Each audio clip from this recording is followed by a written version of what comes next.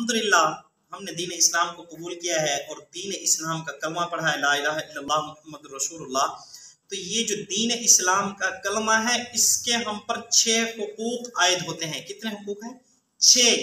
ہم پر 6 حقوق عائد ہوتے ہیں، ان کو ادا کرنا کلمے کے حق کو ادا کرنے والی بات ہے، اور ان میں سے جو پہلا حق ہے وہ کلمہ کے الفاظ کو درست تلفظ کے ساتھ پڑھنا، لا الہ الا اللہ محمد الرسول اللہ۔ دوسرا جو حق ہے کلمے کا وہ ہے کہ کلمے کے معنی کا آ جانا کہ اللہ کے سوا کوئی عبادت کے لائق نہیں، محمد صلی اللہ علیہ وآلہ وسلم اللہ کے رسول ہیں۔ تیسرے نمبر پر کلمے کا مفہوم انسان کو آنا چاہیے۔ کلمے کا مفہوم تبلیغی جماعت والے عام بیان کرتے ہیں، تبلیغی جماعت والے جو مفہوم بیان کرتے ہیں وہ بہترین اور بیسٹ مفہوم ہے۔ وہ کہتے ہیں نا کہ اللہ سے سب کچھ ہونے کا یقین، اللہ کے حکم کے بغیر مخلوق سے کچھ نہ ہونے کا یقین ہمارے دلوں میں آ جائے۔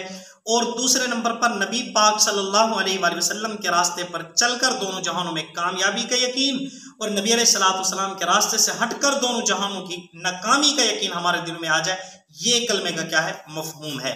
نمبر 4، آپ کو پتا ہے کلمہ کے مطابق اپنی پوری زندگی انسان گزار دے، کلمہ کے مطابق پوری زندگی بندہ موحد ہو، کبھی شرک نہ کرے۔